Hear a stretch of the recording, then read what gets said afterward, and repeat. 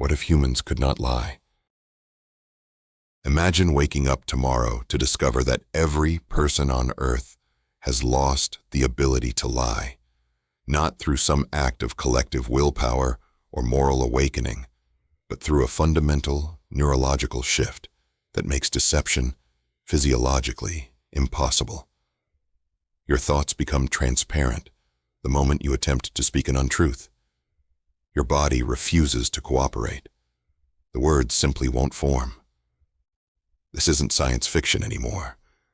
This is a thought experiment that forces us to confront everything we think we know about civilization, power, and human nature itself. The transformation ripples outward from the individual to the global stage in ways most people never anticipate. We like to think of lying as this purely negative force, a moral failing that corrupts our institutions and relationships. Remove it, we tell ourselves, and we'd live in some kind of utopia. But the reality is far more complex and infinitely more disturbing.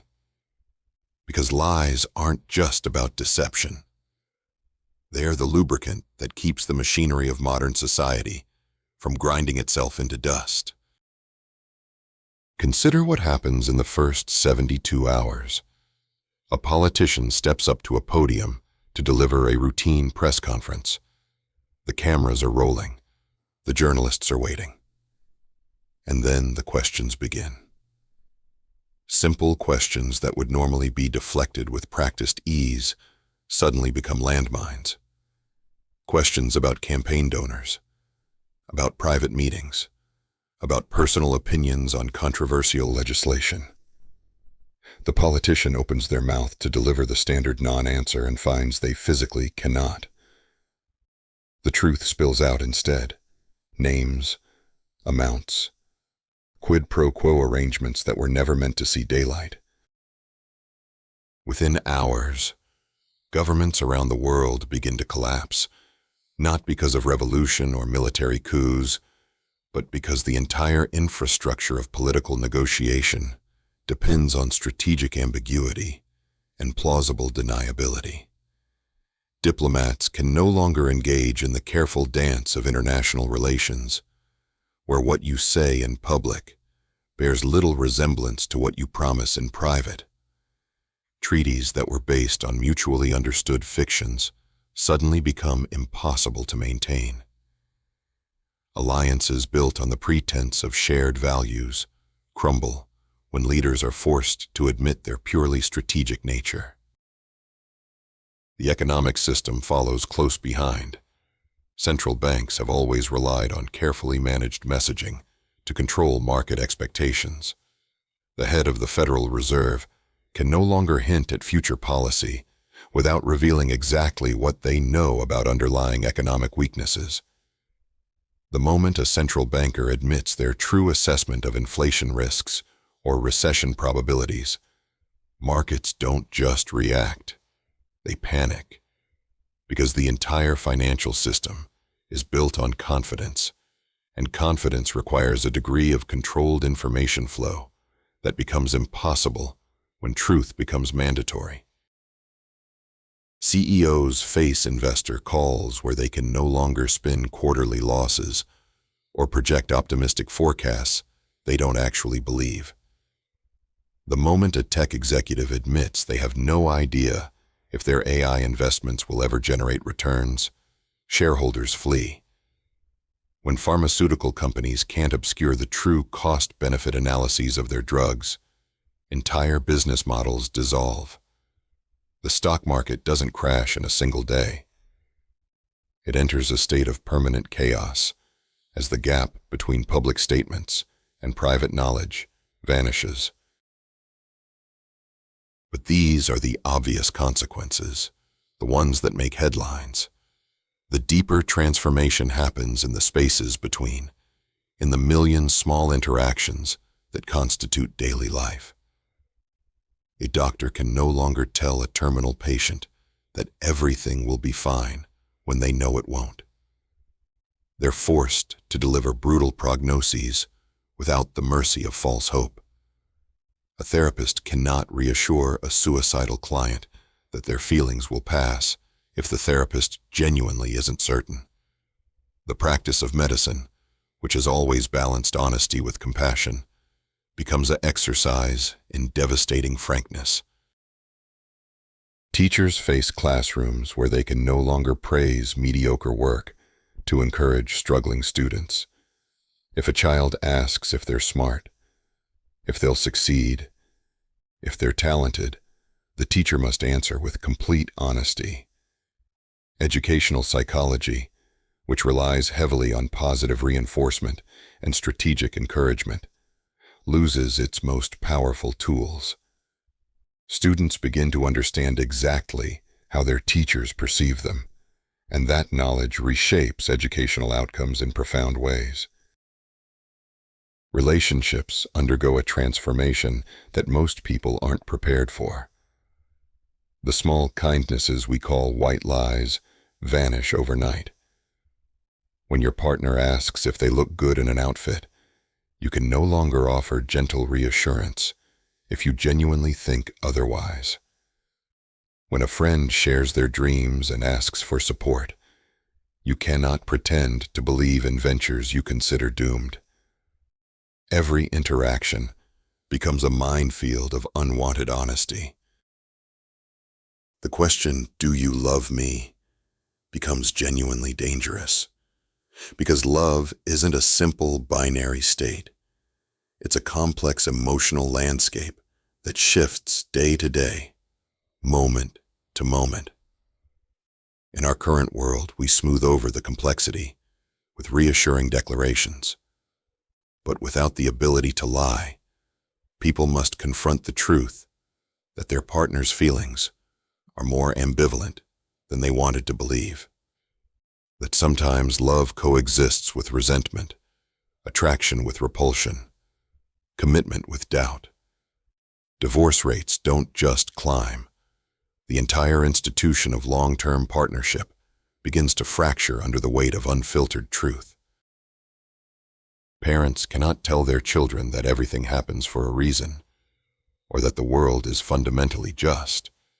When a child experiences unfairness and looks to their parent for explanation, the parent must admit that yes, the world is arbitrary and often cruel, and no, there's no cosmic plan that makes the suffering meaningful. The loss of these comforting fictions fundamentally alters childhood development in ways we're only beginning to understand. The criminal justice system faces immediate collapse. The entire adversarial model depends on lawyers who can argue positions they may not personally believe, who can cross-examine witnesses while knowing they're telling the truth, who can defend clients they know are guilty. Defense attorneys can no longer claim their client is innocent if they don't genuinely believe it. Prosecutors cannot argue for convictions based on evidence they privately consider weak. Every trial becomes a strange exercise where legal professionals must either refuse cases or admit their true assessments of guilt and innocence before proceedings even begin. Judges who have always maintained careful neutrality find themselves unable to hide their biases and predetermined conclusions. Jury selection becomes impossible because potential jurors must admit their prejudices without filter. The presumption of innocence crashes against the reality that everyone in the courtroom knows exactly what everyone else believes about the defendant's guilt. The entire system, designed around procedural fairness and the testing of evidence, cannot function when its participants lose the ability to perform their assigned roles. But let's dig deeper into what happens to power structures themselves. Because lying isn't just about individual dishonesty. It's the foundation of hierarchy and control. Throughout human history, those in power have maintained their positions, partly through the strategic management of information. Kings claimed divine right. Priests claimed exclusive access to spiritual truth. Politicians claim to represent the will of the people. Executives claim their enormous salaries reflect their unique value. All of these claims rely on assertions that can't be fully verified and are often fundamentally false. When everyone loses the ability to lie, the powerful suddenly cannot maintain the fictions that justify their authority. A general cannot rally troops by painting the enemy as purely evil, or the cause as unambiguously just. Soldiers going into combat must confront their commander's admission that the strategic value of their mission is questionable and their lives might be spent for marginal gain. Military morale doesn't just decline. It becomes almost impossible to maintain an effective fighting force when the gap between official narratives and ground truth disappears. Religious institutions face perhaps the most existential crisis of all. Faith leaders can no longer make claims about divine revelation or spiritual certainty if they harbor private doubts. The moment a priest admits they're not entirely sure God exists, or an imam acknowledges their uncertainty about specific theological claims, the authority structure that religions depend on begins to crumble. Some believers might appreciate the honesty, but many others feel betrayed by the admission that their spiritual guides were less certain than they appeared. The loss of religious certainty ripples through societies in unexpected ways. Funeral rites become awkward affairs where clergy cannot offer confident assurances about the afterlife. Weddings lose the pronouncements about eternal love and divine blessing that once gave them meaning. People in crisis who once found comfort in religious counseling now face spiritual advisors who must admit their platitudes are aspirational rather than factual. The social functions that religion has always served become harder to perform without the ability to speak comforting untruths. Intelligence agencies simply cease to function. The entire apparatus of espionage depends on misdirection, cover stories, and plausible deniability. Agents in the field can no longer maintain false identities. Intelligence directors cannot brief political leaders without revealing sources and methods. The careful game of international intelligence gathering, with its strategic leaks and diplomatic theater, becomes impossible. Nations find themselves blind to threats they once monitored through elaborate deception. Corporate espionage similarly collapses. The job interview where you claim your only weakness is perfectionism becomes impossible. The negotiation where you pretend to have other offers becomes transparent. The sales pitch, where you exaggerate your product's capabilities, cannot proceed. Every business interaction that once involved strategic positioning and calculated dishonesty now requires complete transparency. The result isn't a more efficient market. It's a market that struggles to function at all, because so much of capitalism depends on information asymmetry and strategic misrepresentation. Think about what happens to marketing and advertising. The entire industry is built on emotional manipulation and exaggerated claims. Advertisements can no longer suggest that purchasing a product will make you happy or successful or attractive if the people creating them don't genuinely believe it. Brand messaging cannot invoke feelings and associations that aren't strictly accurate. The creative director who knows their campaign is designed to exploit insecurities rather than provide genuine value must either refuse the work or admit their true purpose. Most advertising as we know it simply stops. Without advertising, the media landscape transforms completely. News organizations that relied on ad revenue must find new funding models exactly when their journalists lose the ability to maintain the pretense of objectivity. Every reporter must admit their biases and preconceptions. Every editor must acknowledge the political slant of their coverage decisions. The mainstream media's claim to be neutral arbiters of truth evaporates, and with it goes much of their audience's trust, ironically, because they've become more honest. Social media platforms face a reckoning of their own. The entire ecosystem depends on people curating idealized versions of their lives. Influencers can no longer pretend their lifestyle is effortlessly perfect, or their product recommendations are based purely on quality rather than payment. Users cannot project confidence they don't feel or happiness they don't experience. The performative aspect of social media, which drives engagement and addiction, diminishes radically. Platforms see user numbers decline as people realize the experience of brutal honesty is often more painful than rewarding. But the psychological impact goes even deeper than social media. Human beings have always relied on self-deception as a coping mechanism. We tell ourselves we're good people, despite our moral compromises. We believe we're more competent, more attractive, more important than we actually are. These aren't just lies we tell others. They're lies we tell ourselves, and they're psychologically necessary. They protect our self-esteem and motivation in the face of a universe that doesn't care about our existence.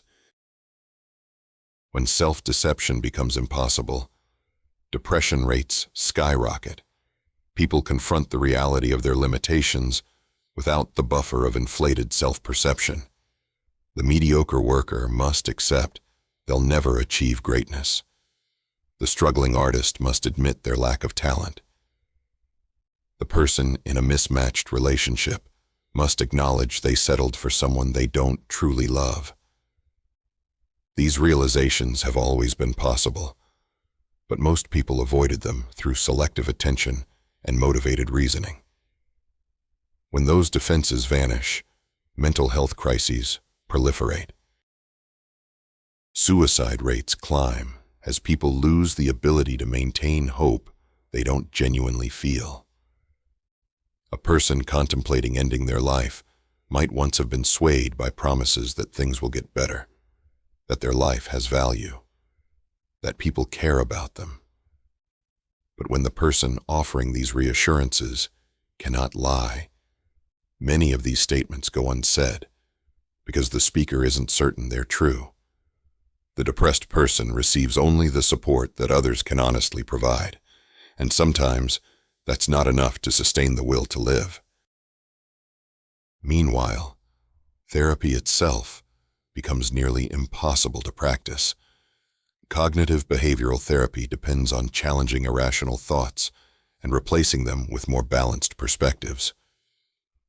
But what happens when a therapist cannot suggest alternative interpretations they don't fully believe? When a patient says they're worthless, and the therapist cannot offer reassurance they genuinely feel. The therapeutic alliance, built on trust and strategic encouragement, becomes fraught with limitations. Some patients improve from radical honesty. Many others deteriorate without the scaffolding of hopeful untruths. The loss of lying affects children's development in particularly concerning ways. Child psychologists have long understood that certain developmental stages involve necessary illusions. The belief that your parents are infallible protectors. The confidence that your abilities match your ambitions. The trust that adults have the world figured out.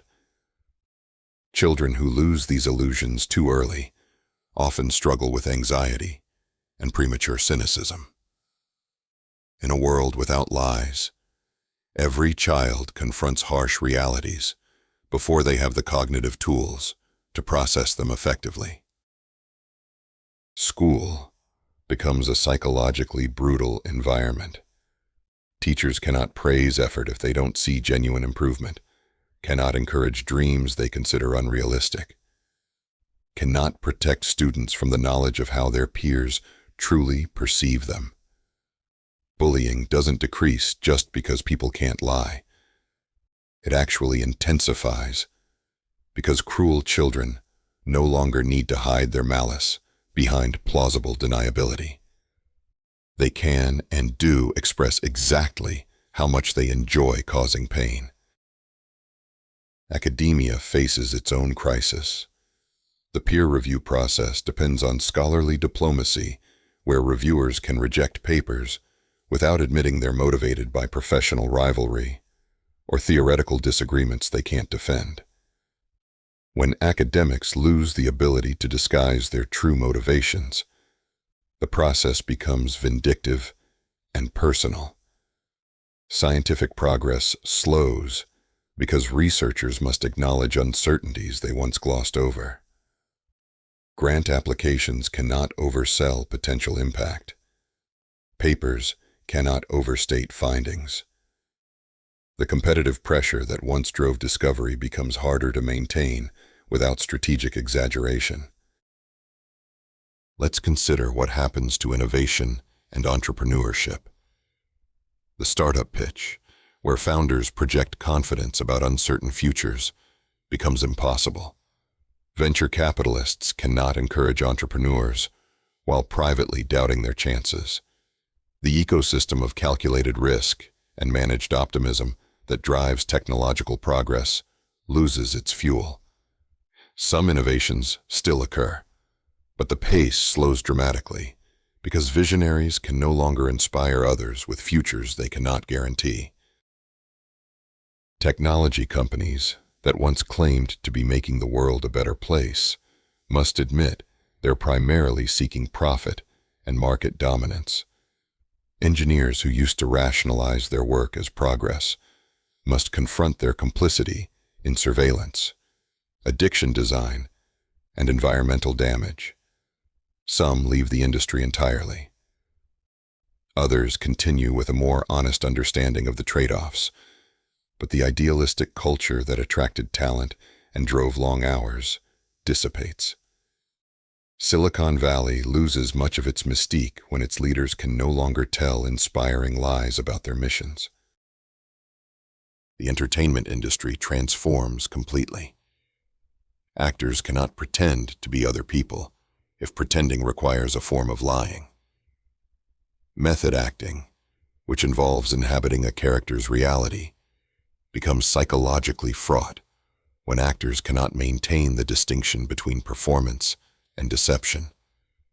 Drama itself becomes difficult to produce because stories require characters who lie, and actors can no longer portray dishonesty convincingly. The entire art form of fiction struggles to exist in a world where imagination bumps against the inability to present false scenarios as reality. Writers face similar challenges. The novelist who once claimed their characters had autonomous existence must admit they're manipulating narratives for emotional effect. The memoirist cannot reshape events for thematic coherence. Creative nonfiction loses its creative element because writers cannot embellish or compress without admitting they're distorting truth. Literature doesn't die, but it becomes more constrained, more literal, less able to access deeper truths through fictional means. But let's talk about what happens in international relations, because this is where the inability to lie creates genuine catastrophe. Diplomacy has always been the art of saying one thing while meaning another, of making commitments you might not keep, of signaling intentions you may not have. When diplomats lose this ability, negotiations become exercises in mutual revelation that often make conflict more rather than less likely. Two nations sitting down to discuss a territorial dispute can no longer engage in the careful ambiguity that allows face-saving compromises. Each side must admit exactly what they want, what they're willing to fight for, and what they truly think of the other's claims. These admissions often make peaceful resolution impossible because they reveal incompatible positions that diplomatic language once obscured. Wars break out not because of aggressive deception, but because of aggressive honesty that leaves no room for creative solutions. Nuclear deterrence depends entirely on strategic ambiguity and the threat of retaliation that may or may not occur. When world leaders lose the ability to maintain calculated uncertainty about their intentions, the delicate balance of terror that has prevented nuclear war becomes unstable. A president cannot threaten massive retaliation if they don't genuinely believe they'd order it. Adversaries, knowing the threat is hollow, become emboldened. The entire architecture of mutual assured destruction crumbles when its psychological foundation disappears. Climate negotiations reach a permanent impasse. Developed nations must admit they prioritize economic growth over environmental protection. Developing nations acknowledge they plan to follow the same carbon-intensive development path regardless of global consequences. Environmental activists confront the reality that many politicians who claim to care about climate change are primarily motivated by appearing concerned rather than implementing solutions. The coalition building and compromise that might have addressed the crisis becomes impossible when everyone's true priorities are exposed. Economic cooperation faces similar breakdowns. Trade agreements depend on countries making optimistic projections about mutual benefit, while privately knowing they intend to advantage their own industries. When negotiators cannot maintain these fictions, the agreements either become far more limited or collapse entirely. The global trading system, which brought unprecedented prosperity through managed integration, begins to fragment as nations retreat into more honest and more hostile economic nationalism. International organizations lose their ability to function. The United Nations has always operated through carefully worded resolutions that mean different things to different members. When delegates cannot accept this ambiguity and must state exactly what they believe each resolution commits them to, consensus becomes impossible. The organization becomes a venue for harsh truth-telling rather than collective action. Its peacekeeping missions fail because contributing nations must admit they're unwilling to accept casualties for conflicts they don't consider vital. Meanwhile, warfare itself becomes more difficult to prosecute. Military strategy depends on deception, feints, and misdirection. When commanders cannot mislead the enemy about their intentions, every battle becomes a straightforward test of resources where surprise and cunning play minimal roles. Paradoxically, this doesn't make war less likely. It makes it more predictable and potentially more frequent, because nations can better calculate their odds of victory. The fog of war clears, and with it goes some of the hesitation that uncertainty once produced. Let's examine what happens to marginalized communities in this new reality. Many survival strategies that oppressed groups have developed involve code switching, strategic concealment, and careful management of how much truth to reveal. When these tools vanish, vulnerability increases dramatically. The undocumented immigrant cannot claim legal status. The closeted queer person cannot maintain a heterosexual facade in hostile environments. The political dissident cannot pretend loyalty to an authoritarian regime. Some might argue this forced honesty leads to greater acceptance as hidden minorities become visible. But the historical record suggests otherwise. Visibility without social power often leads to increased persecution rather than tolerance. When marginalized individuals can no longer protect themselves through strategic deception, They become easier targets for those who wish them harm. Hate crimes increase. Discrimination becomes more explicit. The closet, for all its psychological costs, served a protective function that its forced destruction does not adequately replace. Professional environments become particularly hostile to anyone who doesn't fit the dominant culture. The employee who could once navigate office politics through careful impression management must now reveal every doubt, every criticism, every moment of disengagement. Bosses who would fire people for these thoughts but couldn't act without evidence now have constant justification. Workplace diversity decreases, not because companies become more honestly discriminatory, but because people who don't fit perfectly have fewer tools to survive in imperfect environments. The concept of privacy undergoes fundamental transformation. We've always understood privacy partly as the right to control information about ourselves, including the right to present selective versions of our lives and thoughts. When lying becomes impossible, this control diminishes radically. Your opinions become knowable to anyone who asks. Your desires, your fears, your assessments of others, all become accessible through direct questioning. Society must rapidly develop new norms about what questions are acceptable to ask, because the old protection of simply lying in response no longer exists. Some societies attempt to criminalize certain questions. You cannot ask someone about their political beliefs, their sexual attractions, their private assessments of others.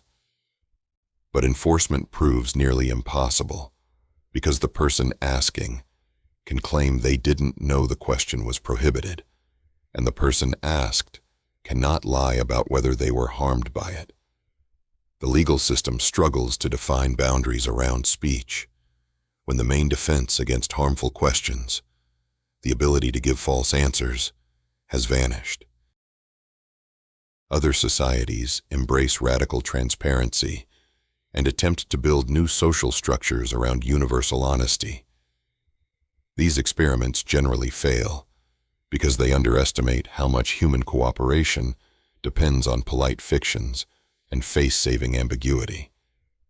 Communities that try to function with complete honesty discover that constant truth-telling breeds resentment, conflict, and social fragmentation. People who know exactly what everyone thinks of them find it nearly impossible to maintain relationships or participate in collective endeavors. The economy continues its transformation in unexpected directions. Industries built on information asymmetry collapse. Used car sales become nearly impossible because sellers must admit every defect and buyers must reveal their maximum price. Real estate transactions grind to a halt as sellers disclose problems they would have hidden, and buyers cannot make lowball offers while pretending it's their best price. Negotiation as a practice becomes far more difficult because both sides must reveal their positions and walk-away points up front. New economic models emerge that attempt to function without strategic dishonesty. Some markets shift to pure auction formats, where prices are determined by transparent bidding rather than negotiation. Others adopt take-it-or-leave-it pricing, where sellers post their true minimum acceptable price and buyers post their maximum. But these systems often produce worse outcomes than the previous regime because they eliminate the surplus sharing that negotiation allowed.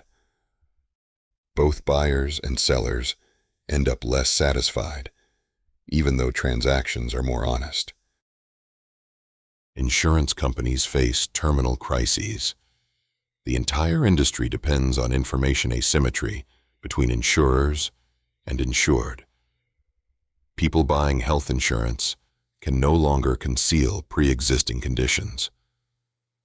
Those seeking life insurance must reveal risky behaviors they would have hidden. Property owners cannot downplay known structural issues. The insurance pool, which functioned by spreading risk across people with varying undisclosed problems, becomes unbalanceable. Companies either price policies so high that few can afford them, or go bankrupt from adverse selection. Banking similarly struggles. Creditworthiness depended partly on borrowers presenting optimistic pictures of their financial futures. When loan officers ask about job security or spending habits, applicants must provide devastating, honest assessments that make lending more risky. Interest rates rise to compensate. Credit markets tighten. The flow of capital that once fueled economic growth becomes constrained by excessive honesty about uncertainty and risk. Employment interviews become surreal experiences. Candidates cannot claim enthusiasm for jobs they don't want, cannot exaggerate their qualifications or downplay their weaknesses. Employers must admit when positions are dead-end roles with no advancement potential, must reveal when they're interviewing someone only to satisfy diversity requirements with no intention of hiring. The job market becomes more transparent but also more brutal, as both sides confront realities they once diplomatically avoided. Workplace motivation collapses in many industries. Managers who once used inspirational language to drive performance must now admit when they're asking for effort that won't be proportionally rewarded. Employees who would have claimed commitment they didn't feel now openly acknowledge they're working primarily for the paycheck. The pretense of shared mission and mutual investment that helped align worker and company interests disappears. Productivity declines in sectors that depended on motivated discretionary effort. Some companies attempt to adapt by building genuine alignment between stated and actual values. These organizations offer real profit sharing, authentic work-life balance, and honest communication about business conditions. They succeed at attracting the minority of workers who value transparency over traditional compensation. But most companies cannot afford this model. They continue operating with acknowledged misalignment between worker and shareholder interests, breeding cynicism and minimal effort from employees who now clearly understand they're being exploited. Let's return to the political realm because the long-term consequences for governance are profound. In democratic systems, politicians have always relied on coalition building through strategic ambiguity. A candidate could promise different things to different constituencies without explicitly contradicting themselves. When this becomes impossible, coalition politics fractures. Every candidate must clearly state their priorities, and those statements inevitably alienate significant voter blocs. Elections become contests where no one can assemble majority support because their honest positions offend too many people. Political parties fragment into smaller factions as members who once maintained uneasy alliances by avoiding certain topics now must confront their fundamental disagreements. The broad center that existed through studied ambiguity on divisive issues disappears. Politics becomes more ideologically pure and less capable of governing diverse populations with conflicting values. Democratic gridlock intensifies not because of polarization in belief, but because of polarization in acknowledged belief. Authoritarian systems face different but equally severe challenges. Dictators have always maintained power through a combination of force and legitimizing myths. The myth of popular support, the myth of competent governance, the myth of external threats that justify repression. When these myths become impossible to maintain because officials cannot lie about them, authoritarian legitimacy crumbles. Some regimes respond with pure coercion, but coercion without legitimizing narrative is expensive and unstable. Many authoritarian governments collapse within years of losing the ability to lie. The power vacuum left by collapsing authoritarian regimes doesn't automatically fill with democracy. Often it fills with chaos as various factions, no longer able to negotiate through diplomatic fiction, resort to violence to settle their incompatible visions for society. Civil wars become more frequent and more brutal because the careful diplomacy that once ended them through face-saving compromises becomes impossible. Combatants must either achieve total victory or admit complete defeat. Middle grounds that require strategic ambiguity cannot be reached. Revolution itself becomes more difficult in some ways and easier in others. Easier because governments cannot hide their true nature or intentions. Citizens know exactly how corrupt their leaders are, exactly how much they're being exploited, exactly what the regime thinks of them. But harder because organizing resistance requires deception and operational security that becomes impossible. Every revolutionary must honestly answer whether they're planning violence against the state. Every sympathizer must admit their true allegiances when questioned. Authoritarian regimes become less legitimate, but also more effective at identifying and eliminating threats. Terrorism follows a similar pattern. Terrorist organizations lose their ability to recruit through false promises or concealed objectives. Potential recruits must be told honestly about the likelihood of death, the moral cost of killing civilians, the often futile nature of their actions. Many who might have joined based on romantic notions or strategic deception instead stay home when confronted with brutal honesty. But those who do join are more committed and harder to dissuade because they've accepted the reality of their choices without illusion.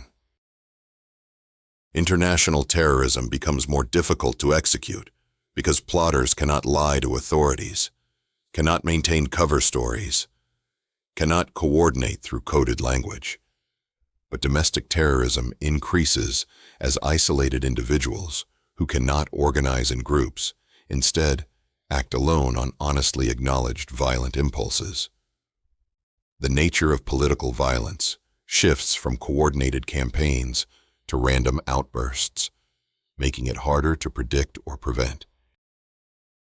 Now consider what happens to scientific research and academic inquiry. The inability to lie creates a crisis in how we fund and conduct research. Scientists applying for grants cannot oversell their project's potential impact, must honestly admit when they're pursuing knowledge for curiosity rather than application. Funding agencies that prioritize practical outcomes withdraw support from basic research that honestly describes itself as uncertain and speculative. Scientific progress in foundational areas slows dramatically. Within research itself, scientists must admit every uncertainty, every alternative explanation for their data, every way their results might be misinterpreted. Papers become hedged with so many caveats that drawing conclusions becomes difficult. The scientific literature grows more honest, but also less useful, as researchers acknowledge that most studies are preliminary and many findings won't replicate. Public trust in science doesn't increase from this honesty. It decreases because people realize how much uncertainty underlies claims they thought were settled. Medical research faces particular challenges. Clinical trials depend on double-blind protocols where neither patients nor researchers know who received the actual treatment. But these protocols involve a form of deception. In a world without lies, patients must be told whether they received the drug or placebo, compromising the trial design. Alternative methodologies exist, but are less rigorous. The pace of medical innovation slows exactly when humanity needs it most to address the mental health crisis caused by enforced honesty. Pharmaceutical companies must admit the true cost-benefit calculations of their drugs, acknowledge when a medication provides minimal improvement over existing treatments, but costs vastly more, reveal the side effects they would have downplayed, and the patient populations for whom risks outweigh benefits. Some of this honesty improves medical practice by preventing overprescription, but much of it simply confuses patients and doctors who must weigh complex trade-offs without the simplifying heuristics that strategic information management once provided. Let's talk about what happens to culture and the arts in this new world. Beyond the challenges to fiction and performance, the entire creative ecosystem struggles without the ability to strategically manage perception. Critics cannot soften their assessments to maintain access or relationships. Must write exactly what they think about work they find mediocre or harmful. Artists cannot accept this feedback diplomatically, but must either admit they agree or defend work they know has flaws. The creative community becomes fractious and hostile as unfiltered opinions circulate without the buffer of professional courtesy. Museums and galleries face questions about the value and meaning of the work they display. Curators cannot claim that challenging work is brilliant if they don't truly believe it, cannot justify controversial acquisitions through interpretations they privately find dubious. The institution of cultural gatekeeping loses legitimacy when the gatekeepers must admit their judgments are subjective and often driven by social connections rather than pure aesthetic merit. The art world doesn't democratize in response. It fragments into smaller circles where at least some honest mutual appreciation exists. Music and performance face similar fracturing. The applause after a concert becomes muted because audiences cannot pretend to greater enthusiasm than they feel. Musicians know exactly how their performance was received and must confront honest assessment of their abilities. Some thrive on genuine feedback. Others, who depended on polite encouragement to sustain their practice, quit entirely. The overall ecosystem of artistic development suffers as the supportive lies that once helped artists improve through trial and error disappear. Sports and competition undergo their own transformation. Athletes cannot employ the psychological warfare of false confidence or strategic misinformation about injuries, cannot claim they're not worried about opponents they're genuinely concerned about. Sports psychology, which relies heavily on confidence building and positive self-talk that may not reflect reality, loses effectiveness. Athletic performance declines across many domains as competitors lose access to useful self-deceptions about their capabilities.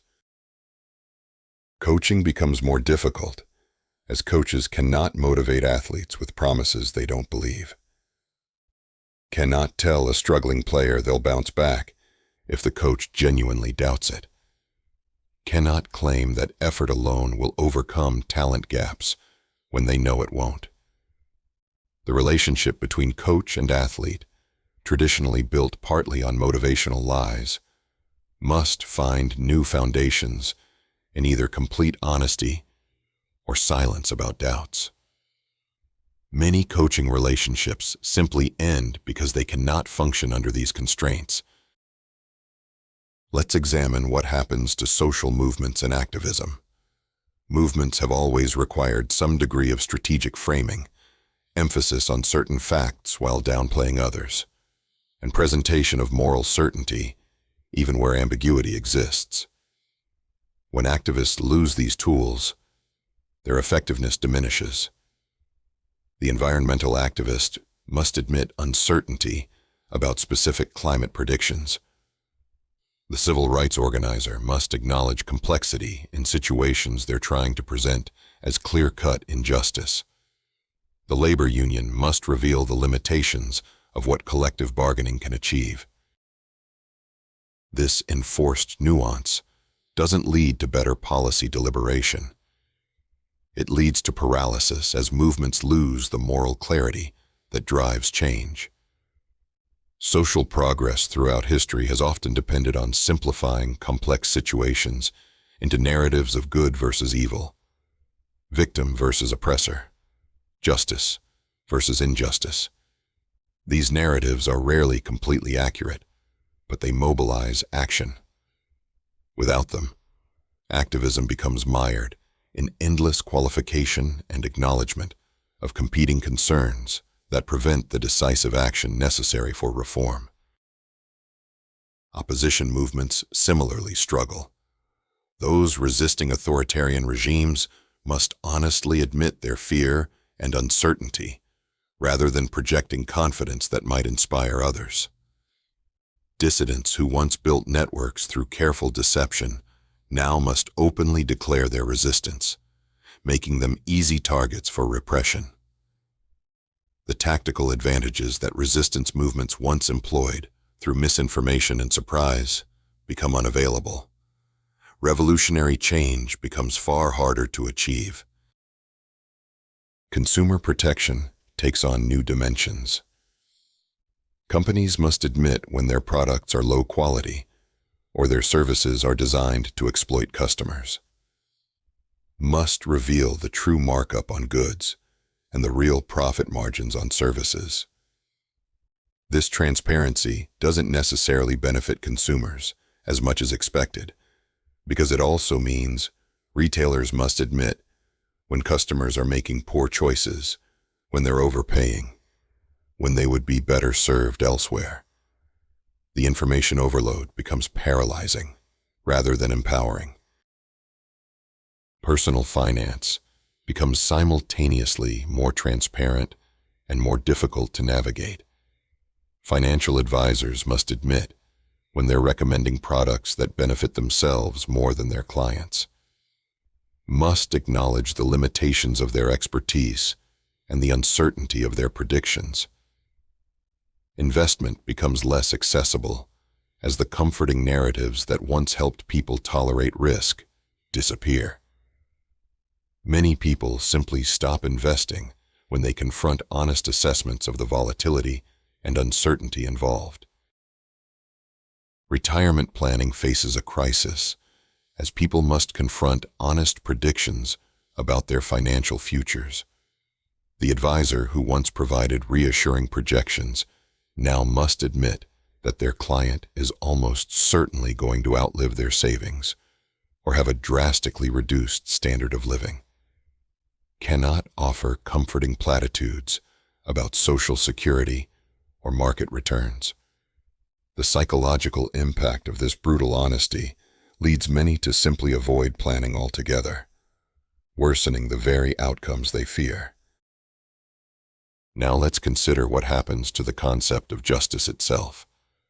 The entire legal and moral framework that societies use to assign blame and determine punishment depends partly on assessing intent, which often involves judging whether someone was lying about their motivations.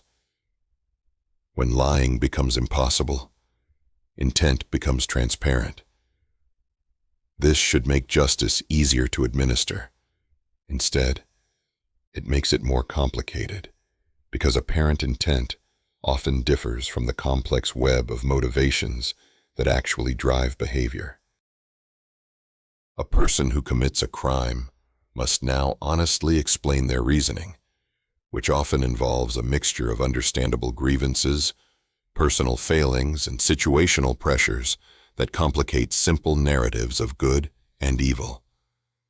Juries struggle to assign culpability when they understand exactly how the defendant was thinking and feeling. Punishment becomes difficult to calibrate when the moral calculation becomes infinitely complex. Some legal systems abandon the attempt and resort to purely utilitarian approaches to justice, based on deterrence and incapacitation rather than moral desert. Restorative justice models gain popularity because they don't require determining an objective truth about intent. They focus instead on acknowledging harm and negotiating repair. But even these models struggle when victims and perpetrators must completely, honestly express their feelings and intentions. The victim who wants revenge but knows they're supposed to want reconciliation cannot hide their true desires. The perpetrator who feels resentful about being caught rather than genuinely remorseful cannot fake the contrition that restorative processes expect. Philosophy and ethics as disciplines undergo radical transformation. Moral philosophy has always involved thought experiments that require imagining counterfactuals and stipulating conditions that may not reflect reality. When philosophers lose the ability to engage in these useful fictions, they struggle to conduct the conceptual investigations that have traditionally defined their field. Ethics becomes more empirical and less theoretical, grounded in actual human behavior rather than idealized rational agents. This shift has some benefits, but also losses, as certain forms of moral reasoning become inaccessible. Religious philosophy and theology face perhaps even greater challenges.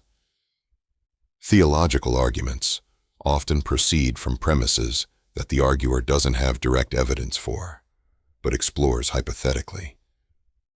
When this form of reasoning becomes constrained by the inability to maintain positions one doesn't fully believe, theological discourse becomes limited to testimony rather than argument. Faith leaders can describe their experiences and convictions, but cannot engage in the speculative reasoning that has traditionally developed religious thought. The existence of free will becomes a more practically relevant question. If people cannot lie, does that mean their actions are more constrained than we previously believed? The philosophical debate becomes urgent rather than abstract because it has implications for how we treat criminal behavior, assign moral responsibility, and understand human agency. No consensus emerges, but the question shifts from academic curiosity to pressing social concern. Now we must confront what happens over longer time frames as societies attempt to adapt to this new reality. Some societies implement radical restructuring of their institutions to function under conditions of mandatory honesty. They develop new social norms where many questions are simply not asked, where people cultivate strategic ignorance about topics that knowing the truth would make worse. These adapted societies are more fragmented than before, with stronger boundaries between groups who share values and weaker connections across difference. Other societies descend into prolonged periods of chaos and violence as their institutions fail and no stable replacement emerges. These regions experience humanitarian crises as the complex systems that provided food, water, power, and medical care collapse without the diplomatic and organizational infrastructure needed to maintain them. International aid efforts struggle to help because they also cannot function without the ability to navigate complex political situations through strategic ambiguity. A few isolated communities develop genuinely novel approaches to social organization that work despite or because of universal honesty. These experiments attract intense interest but prove difficult to scale beyond small populations with shared values and high trust. What works for 100 people who chose to live together often fails for 1 million who have nothing in common but geography. The lessons from successful communities don't generalize as hoped. Technology development continues, but in altered directions. Some innovations that would have emerged with traditional institutions never appear because they required coordination and investment that the new world makes impossible. Other technologies that were suppressed by strategic dishonesty now develop rapidly. On balance, technological progress slows significantly because innovation depends heavily on the risk-taking that honest assessment of uncertainty tends to discourage. Artificial intelligence research takes on new urgency as people seek to create systems that can do what humans no longer can. Maintain useful fictions, engage in diplomatic negotiation, and manage the strategic ambiguity that complex coordination requires. But these efforts largely fail because the humans building and deploying AI systems cannot themselves engage in the deceptive practices they're trying to encode. AI systems cannot be taught to lie by trainers who cannot lie about when lying is appropriate. Genetic and neurological research into the mechanism that prevents lying becomes a major scientific priority. If the inability to lie resulted from some biological change, perhaps it can be reversed. But researchers discover that reversing the change is far more difficult than understanding it. The same neurological systems that prevent lying are deeply intertwined with other cognitive functions. Attempts to restore the ability to lie risk causing broader cognitive damage. Most researchers eventually conclude that restoration is impossible or too dangerous to attempt. Some people, particularly those who have been most damaged by the new reality, begin advocating for cognitive modification that would restore lying ability even at the cost of other functions. They argue that a world without lies is unlivable and that accepting some cognitive trade-offs is worth it to restore social functionality. Other people vigorously oppose any such modification, arguing that humanity must adapt to honesty rather than retreating into comfortable deception. This debate becomes one of the defining political conflicts of the era. Black markets emerge for techniques that approximate lying without technically violating the neurological prohibition. People learn to remain silent rather than answer questions honestly. Develop elaborate systems of misdirection that don't require false statements. Create social codes where certain carefully worded truths are understood to communicate something other than their literal meaning. These workarounds provide some of the functionality that lying once served, but imperfectly and at great cognitive cost. Education systems begin teaching strategic silence and careful truth management as essential life skills. Children learn which questions to refuse to answer, how to speak technical truths that mislead without lying, how to protect themselves in a world where their thoughts are potentially transparent to anyone who asks directly. This training partially compensates for the loss of lying ability, but also creates a generation that is guarded, calculating, and less spontaneous than those who grew up with the option of simple dishonesty. Mental health approaches evolve to address the unique challenges of mandatory honesty. New therapeutic modalities focus on accepting brutal truths rather than challenging negative thoughts, on building resilience to constant critical feedback rather than seeking positive regard, on finding meaning in a world that cannot promise better futures with any certainty. These approaches help some people, but leave others feeling that modern psychology has simply given up on happiness as a reasonable goal. Relationships and families develop new structures that acknowledge the difficulty of maintaining long-term partnerships under conditions of radical honesty. Some societies normalize shorter relationship durations and more fluid family arrangements. Others double down on traditional structures while accepting that they will be more conflict-ridden and less romantically satisfying than before. Neither approach fully compensates for what was lost when couples could no longer smooth over difficult truths with comforting lies.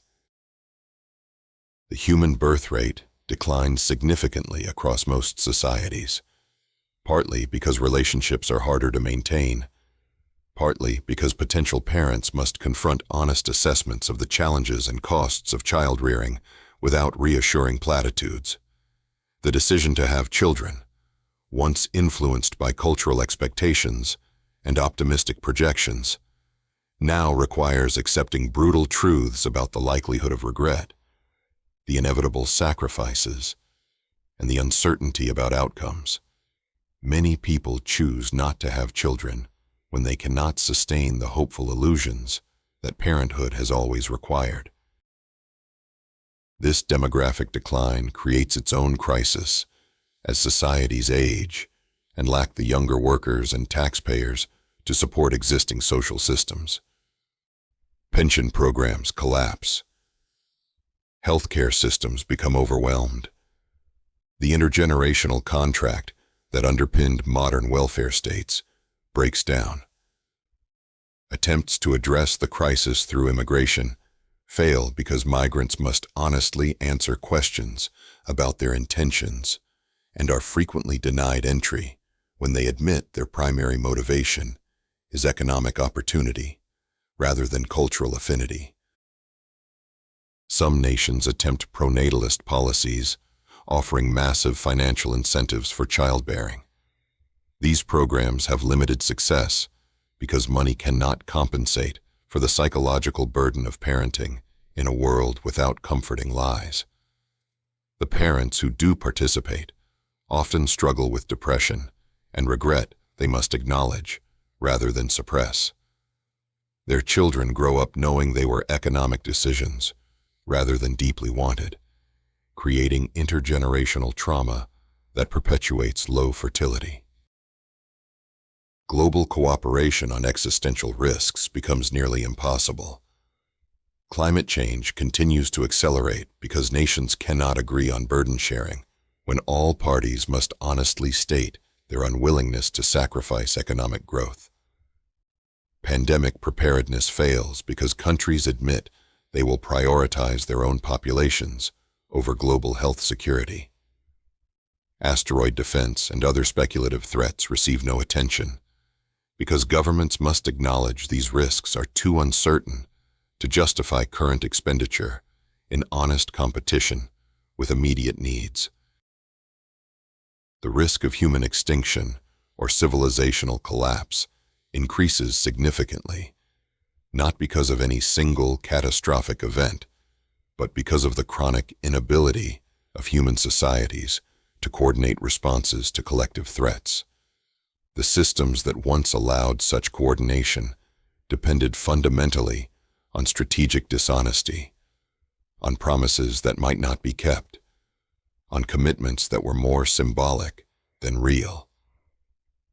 Without these tools, humanity proves unable to act collectively, even when failure means annihilation. And yet some humans find ways to thrive in this new world. Those who always valued truth over comfort discover that they're better adapted than those who relied heavily on self-deception. Communities of radically honest people form around shared values and mutual understanding. These communities are smaller and more homogeneous than the diverse societies that came before, but within them, people find authentic connection that was impossible when everyone was performing idealized versions of themselves. Art and creativity take on new forms that don't require traditional fiction.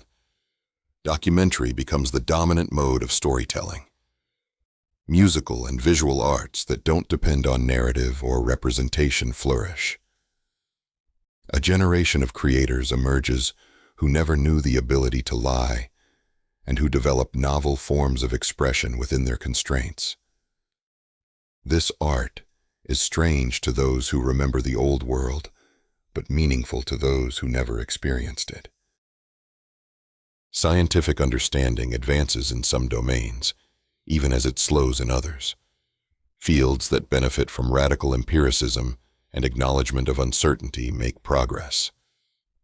Psychology and social sciences become more rigorous, as researchers must admit the limitations of their methods and the complexity of their subjects.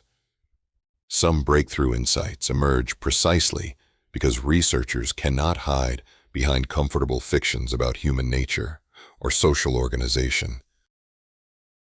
Children born into this world know nothing different and develop psychological structures adapted to universal honesty. They're more emotionally resilient to harsh feedback, more skilled at managing the social consequences of transparency, more capable of finding self-worth without positive illusions. They're also more cynical, more isolated, and less ambitious than children of previous generations. But they are functional in ways their parents, traumatized by the sudden loss of lying ability, often are not. Decades pass, and human societies stabilize at a lower level of complexity and coordination than before. Most people live in smaller communities, with less specialization and less global integration. Technology plateaus or declines slightly as the massive coordination required for cutting-edge innovation becomes difficult to maintain. Life expectancy drops as medical progress slows. Quality of life by most measures decreases, though some people report greater life satisfaction from authentic relationships and lack of social performance anxiety. The historical question becomes whether this transformation represents progress or catastrophe. Advocates of the change point to reduced corruption, more authentic relationships, and elimination of many forms of exploitation that depended on deception. Critics note the higher death rates, slower technological progress, increased conflict, and pervasive suffering caused by brutal honesty. Neither side can claim definitive victory, because there's no objective measure of which world is better. What becomes clear over time is that humanity's relationship with truth is more complex than simple morality tales suggest. Lies served functions beyond mere deception. They enabled coordination, provided psychological comfort, allowed face-saving compromise, and lubricated social interaction. Their universal elimination removed not just a vice, but also a tool that humans developed for survival in complex social environments. Whether humanity can truly adapt to their absence, or whether this represents a permanent diminishment of human potential, remains an open question. And here's what keeps some thinkers awake at night. What if the inability to lie wasn't the end of the transformation? What if it was just the beginning? Because there are other cognitive capacities humans have that might similarly vanish. The ability to forget, the ability to forgive, the ability to hope. Each of these capacities involves a degree of cognitive flexibility, of loosening our grip on harsh reality in ways that make life livable. If one could be taken, what prevents the others from following? And if they go as well, what then remains of the human experience? The possibility that humanity stands on the edge of a cascade of psychological changes, each one making survival slightly harder, adaptation slightly more desperate, lingers at the margins of consciousness, unspoken because speaking it might make it somehow more likely. The ultimate irony, in a world where no one can lie, the most dangerous truth is the one nobody dares to fully contemplate.